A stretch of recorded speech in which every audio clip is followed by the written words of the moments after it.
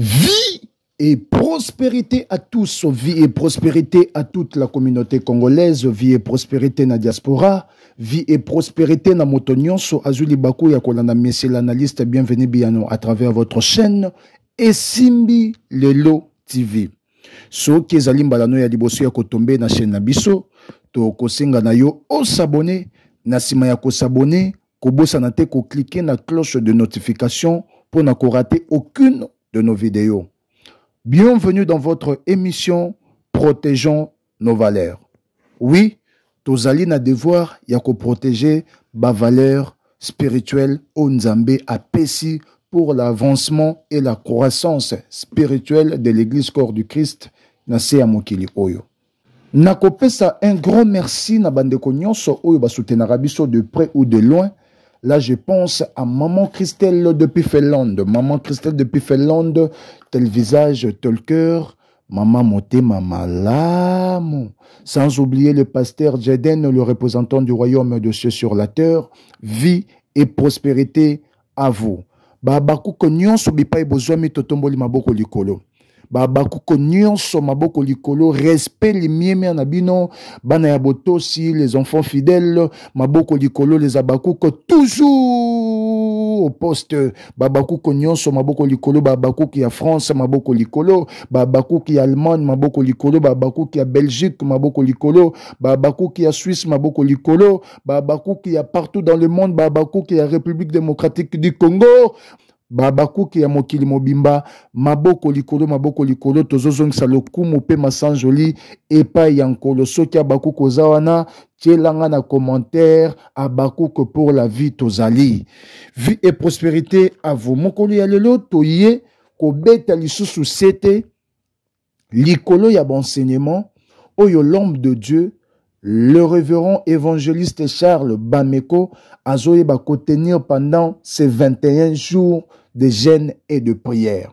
Voilà, nazo ça la rappel na bande koton mususu mbala yambo alanda biso tope mbala ya yambo ayoka ntango ya église bonne sémence transmise tope mbalane ya liboso yoka sango ya Bostra TV tope a tombé na ba programme oyo ya 21 jours de jeûne et de prière oyo Nzambe azokamba mombo na ye évangéliste Charles Bameko yaya soki ezali mbalano ya yambo tokosenga na yo oya ko rejoindre programme oyo parce que Nzambe aokangola bato na se ya dépendance spirituelle maléfique na se ya bajoug ya monguna na se ya ba malédiction de gens ils sont délivrés. Alors yo mutu ozolanda biso oza ko se retrouver na ba même cas yaka ko hésiter soki Nzambe no sala raté mais kana Nzambe ya évangéliste Charles Bameko et bon na sima oyeba soki asalaka to asala raté. Alors mokola lelo tozali ko beta sete tozo continuer ko beta sete, OK? Lorsque l'homme de Dieu atei biso toyeka tozuka matea na ye toye ko betela ngo sete atana kelasi na pédagogie ba yeko lisa biso révision, OK? Soki OK kelasi oyekoli malakisi tango kozonga na ndaku révisionner yango po etika la yo na kati ya mémoire. Alors biso pe toye ko fortifier bateau par rapport à enseignement on a pu ko beta sete par rapport à enseignement. Alors tolobela ki première culte dominical o ezoma ki bongo le 26 mars mokola lelo toye kolobela deuxième culte dominical ndenge c'est pas ça qui ambiance ndenge Saint-Esprit azaki au mouvement ndenge parole ezaki prêcher, OK? Ndenge batu bazwaki visitation ya Nzambe par la prière, par la prédication, tu ko betela yango c'était, OK? Tikete kimia yankolo ezala likolo na bino. Alors, on a deuxième culte dominical, l'homme de Dieu a mekaki un peu kolobela biso sur la malédiction, OK?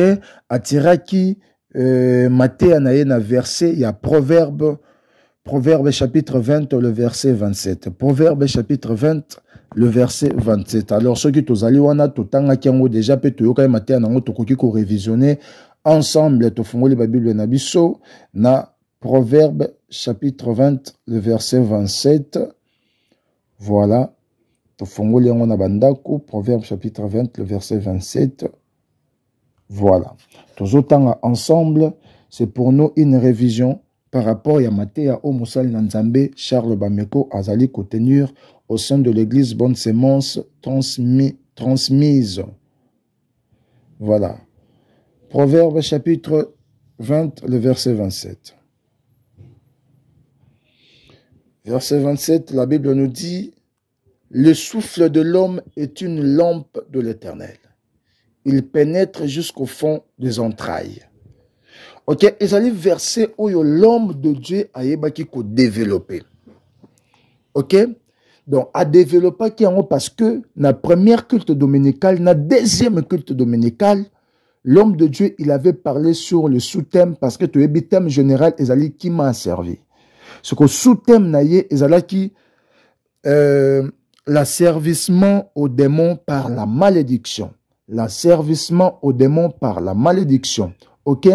Alors, l'homme de Dieu a-t-il ça qui biso paramètre ébélé. Alors, la deuxième, la première émission, la première commentaire, la première culte dominicale, na bandi bandeko balanda ki, na meka ki un peu kolobela, oyo l'homme de Dieu a lobaki. Alors, la deuxième culte dominicale, na lingina tia commentaire nangai.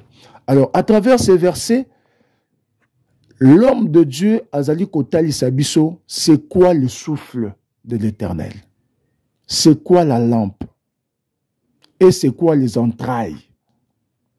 Donc l'homme de Dieu a méki pour expliquer biso que les entrailles de l'homme, la profondeur de l'être, et se manifestera en trois choses.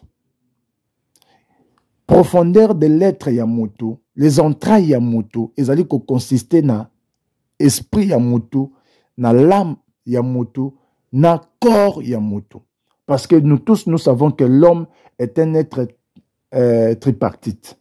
Aza mutu azali nabite ni misatu. Donc corps, l'âme et l'esprit.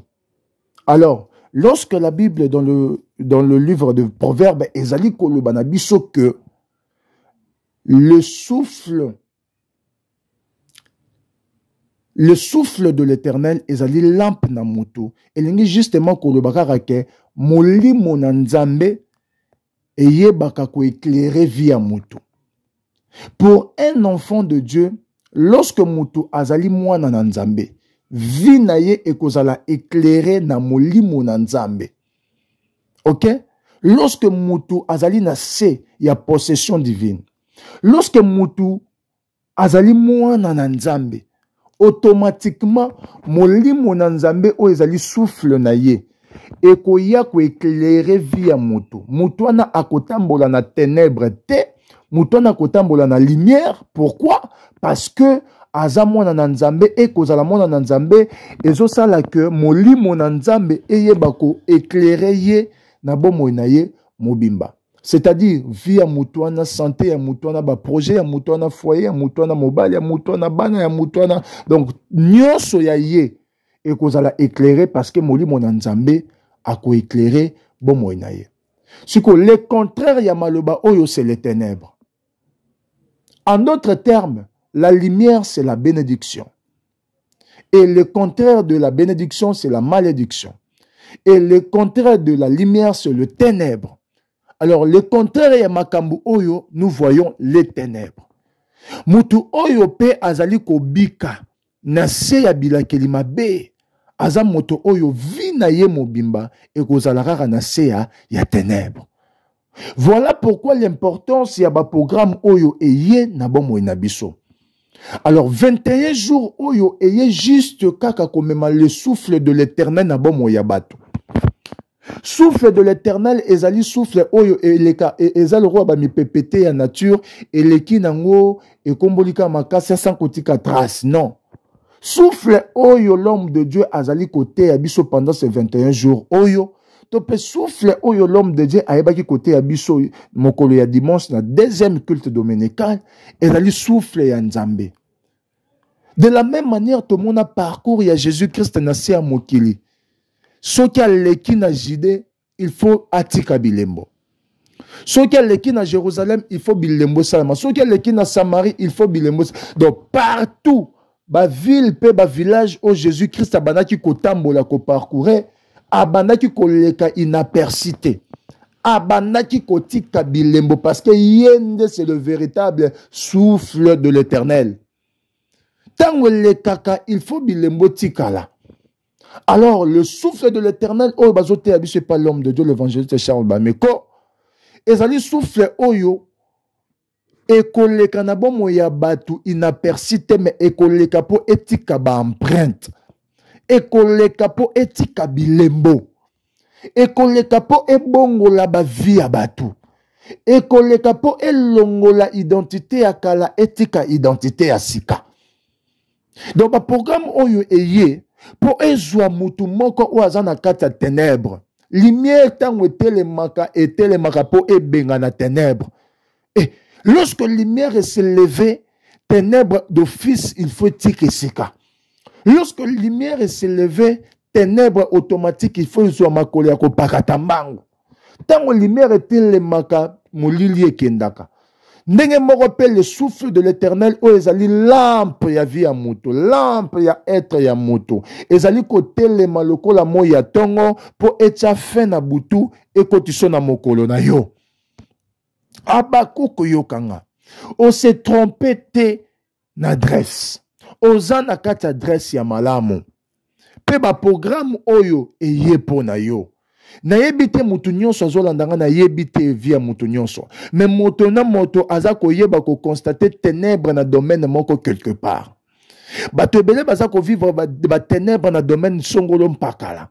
Ba misusu bazo vivre ténèbres na ba projet, ténèbres na ba foyer, ténèbres na ba entrailles, maternité zate parce que ténèbres si eyebi ko jinga maternité. Bato ebele bazo vivre ténèbres ezali pe na ba ténèbres mususu.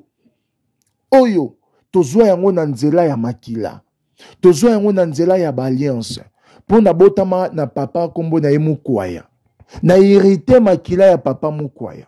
Pona botama na mama kombo ne kapinga. Na hérité makila ya mama kapinga. Tongo na botami nazo tambola na makila wana mibale ateza na nzoto nanga mais spirituellement déjà ba source de provenance ya batu ya baboti nanga eganga déjà malédiction contre nga. Ezoganga déjà réclamation contre nga. Alors lorsque le souffle de Dieu s'élève, l'esprit de Dieu s'élève, ezoya ko éclairer être nanga. Na uté ko lebake l'homme azali être tripatite. Azali na ba trois parties, azali na trois parties, azana biteni misato. Je parlais du corps, je parlais de l'esprit et je parlais de l'âme. OK? L'âme de toute chose se trouve dans le sang. Lorsque nazogobela l'âme, je vois le sang.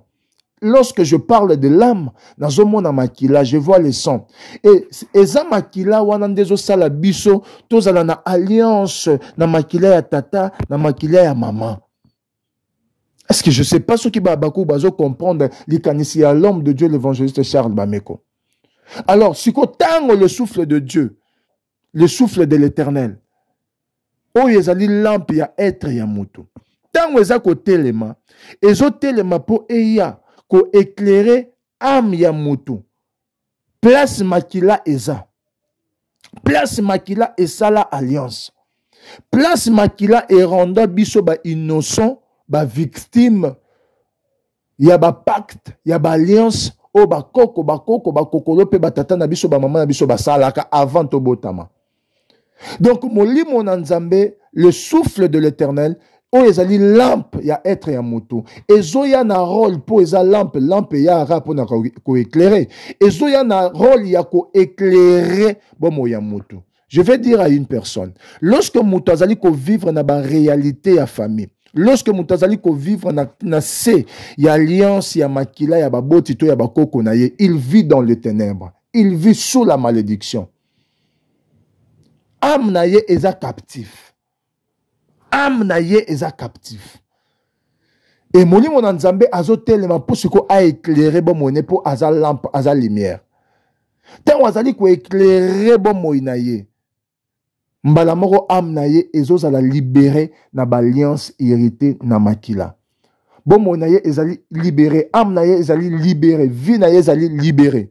Voilà l'importance il y a 21 jours oyo yaya.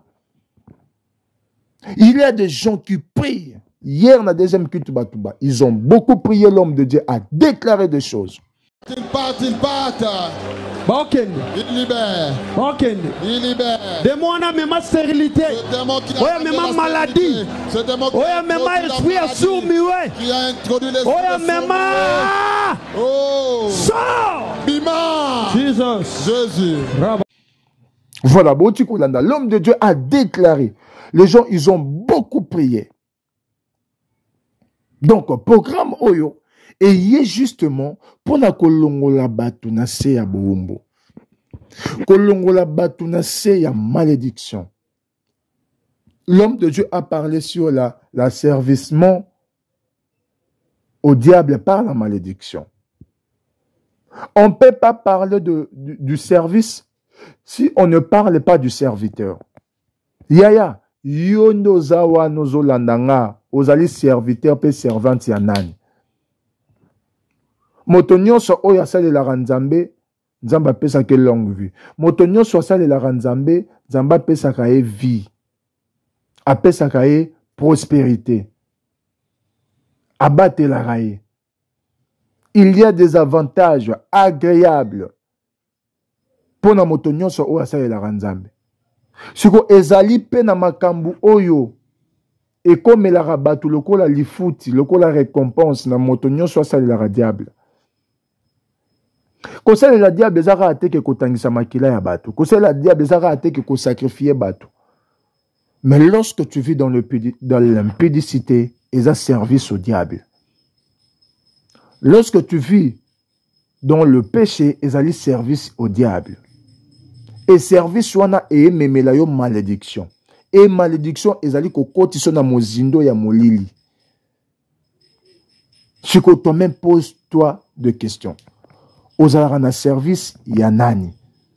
Ozalaka na service ya Nzambe, ozalaka na service ya diable. Koza na service ya diable eza kopumbwaka ate na butu yaya. Koza na service ya diable eza kolokaka ate na butu.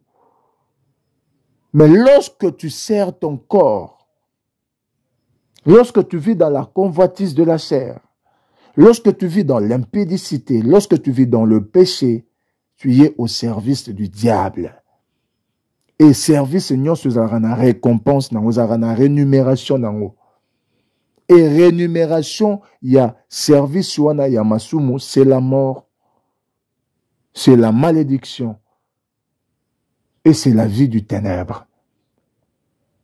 Ba programme oyo ye po ebimisa batu na kati ya ba malédiction oto irita na makila ya baboti na biso na makila ya bakoko na biso. Ba malédiction oyo ezotelema lokwa réclamation po tobotama na famille songolo mpakala, po tobotama na village moko songolo mpakala. OK? Avant tobotama ba parents na biso ba sacrifiera déjà ba vie na biso. Ba pesa ba kombo na biso pa ya banganga. Ba malédiction o biso moko pe to zwa yango kolandisa ma conduite na biso ya mabe na mokili. Pona obimaka na tata moko bosongolo, obimaka na homme marié, obimaka na mobali moko yebaka etadam na yete, obimaka na mwasi moko boye yebaka etadam na yete, ozalaka na chéri na yo moko bo copain copine na yo moko boye, depuis bokusaka na ye, lelo ba réclamation ya malédiction ne s'élever. Et programme où il y a 21 jours et yepo et kangola yo. Lorsque tu es délivré, nyonso ya yo pesa délivré. Au moins a raté que bosala ra musala moko na baninga, mais baninga bazo évoluer na musala na yo zo évoluer. T'es mon frère, ma sœur, pose-toi des questions. Tala na nou vi na yo. Est-ce que marambo yo échec oyo ezo uta na famille? Ezo uta netamboli na yo? Tout est à volonté na Nzambe. Il y a trois choses. Donc, yo moko ozali na réponse ya question oyo. Est-ce que vu ozanango ezali volonté ya Nzambe, ezali kouta échec ozanango, ezo uta na famille, eza etamboli na yo to eza volonté ya Nzambe. Et tant otmituni question, tant ozui réponse, yaka toluka Nzambe na 21 jours oyo. Yaka toluka Nzambe na 21 jours oyo ya jeûne de prière. Yaka koluka Nzambe, mon frère, ma soeur. Yaka. Yaka. Osaleli diable trop. ekomi na temps oyo eza pe na bato ebele oyo baza na service ya diable mais baza ba ignorant que basalelaka diable. Le diable a imposé bango vie moko boye bien te. A imposé bango vie moko boye mabe. Et baza na kata service ya diable sans pour autant le savoir. Mais ba programme yende ko kangola bato. Programme yende pona yo. Programme yé pona moto mosusu te, mais programme oyo eye pona yo mon frère, ma soeur. Bima na distraction. Bima na kati ya distraction. Yaka koluka nkolo. Bima na distraction. Yaka koluka nzakomba. Telema na kati ya mabondeli. Nzambe ya lola akozanga te kosala nini? Ko éclairer bon moi na yo. Ko éclairer bon moi. Hier, na deuxième culte dominical, les gens ils étaient touchés. Batu ba pambwa maki, batu ba kangola maki, batu. C'est-à-dire le Seigneur a salaki batu du bien. Ambiance ezalaki ya Saint-Esprit na kata culte. Les gens ils étaient visités. Yo posant na posa visitation na yo, n'hésitez pas. Yaka. Yaka. Pinzamba salo bolam. Merci beaucoup. Toujours continuer le lot déjà en après-midi awa bako konyonso ba otayi ko prier na armée de midi et bongo école de délivrance pesa mokole lelo ba programme école de délivrance bozanga te na kati ya programme il y a école de délivrance ndeka pe bozali komona affiche on eza koleka ezali achat ya salle OK moto nyonso azana posa ya ko contribuer na achat ya salle programme nyonso affiche ya wana donc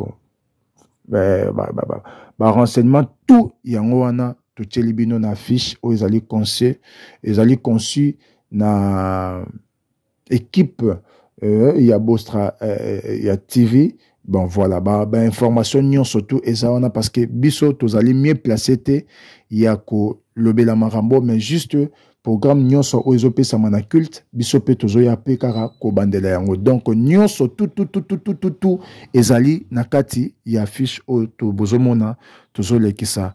Donc c'est un peu sa vie et prospérité à vous. Merci na bandeko nyonso oyo ba soutenir kapé. Merci na bandeko nyonso o ba soutenir biso. Merci na binobo continuer toujours ko soutenir biso pour na ko rendre musala o lisusu plus loin afin que mongongo ya monsieur l'analyste et komatina ba extrémité de la terre. Nzambe arozanga te ko pambola bino. Merci na maman Christine, merci na maman Christelle depuis Finlande, tel visage, tel cœur, maman moté, maman lame. Merci à toi, merci pour na nyonso oyo zali ko sala pe pour na ba soutien na yo na kati ya chaîne na biso esimbi lelo TV. OK? Mbote na batu nyonso pe le sambo kitoko na 21 jours oyo. Alors invité batu bengisa batu intéressé batu pour na programme oyo nzamba ozanga te ko sala biso bolamo. Tomona ni bongo na prière il y a 18h. Bye bye.